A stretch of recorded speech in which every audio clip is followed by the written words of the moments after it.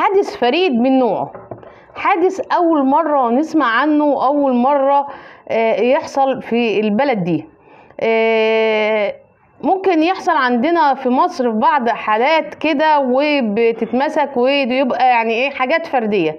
الحادث ده حصل فين؟ الحادث ده حصل في السعودية. ايه اللي جرى في السعودية؟ حاجة غريبة وأول مرة تحصل. كان في مول، والمول ده في السعودية، والناس طبعا تعرفين المول دوت يعني الناس بتشتري وتروح وتيجي، وفي بعض من السيدات وكانوا ماشيين في المول لاحظوا سيدة شكلها غريب، نظراتها غريبة، شكلها مش مطمنين له، حركاتها، كلامها، اسلوبها. فضلوا متتبعينها لدرجة ان هم اما حسوا بكده صوروا السيدة ديت وبدأوا يصوروها وهي ماشية مش مطمنين لشكلها قصدي. ايه اللي حصل؟ ان هم راحوا في ساعتها للامن اللي بيبقى موجود في المول. السيدات دول راحوا للامن اللي بيكون موجود في المول، راحوا له وقالوا له تعالى احنا شاكين في امر السيدة دي. فراحوا ويشوفوا ايه امر السيدة ديت وايه الوضع ده، حاجة كده مش يعني ايه مش مألوفة. فطبعا عندهم هناك في السعودية اللي بتكشف، السعودية او في اي مكان يعني، اللي بتكشف وجه اي سيدة بتكون منتقبة او مغطية وشها او حاطة اللاسة او حاجة اسمها يعني خشو، حاجة زي كده يعني، حاجة بيحطوها كده تداري الوش.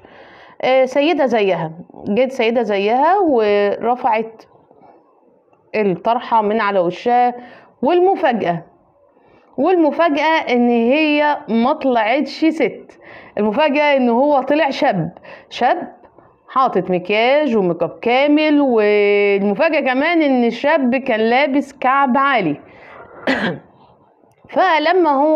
لما هو اتمسك وبيتكلموا معاه بصوا لقوا ان جنسيته طلعت مصرية، شاب مصري عمل نفسه سيدة ودخل مول في السعودية وفضل يتحرك يمين وشمال وحركات كده غريبة، خلى الكل يلتفت وياخد باله من حركاته.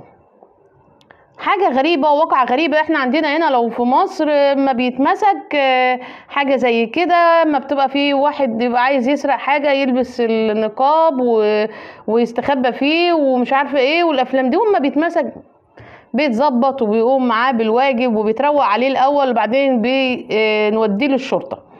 احنا عندنا يعني هنا حاجه تانية لازم نروق عليه الاول. المهم لما هم خدوه ومسكوه واستغربوا له، انت ايه اللي خلاك تعمل كده او ايه دوافعك اللي خلاك تعمل كده؟ هو ما اتكلمش، بس هو دلوقتي في التحقيقات، لكن هم وجهوا له عده اسئله. هم قالوا له يعني هو انت لابس كده ليه؟ عشان ايه؟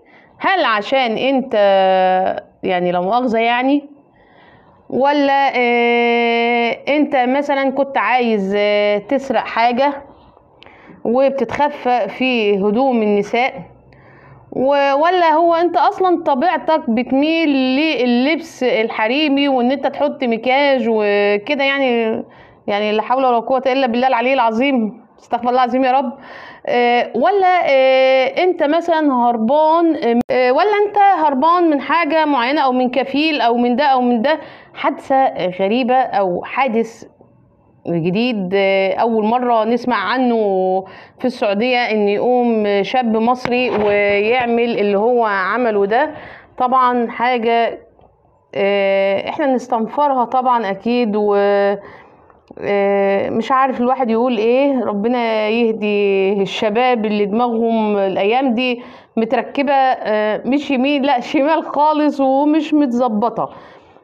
حبايب قلبي، انا عارفة ان الفيديو النهاردة جديد وغريب علينا، لا مش يعني مش جديد وغريب، يعني جديد وغريب على المجتمع السعودي، ان هو اول مرة يشوفه، وان اول مرة ان شاب مصري يعمل العملة دي.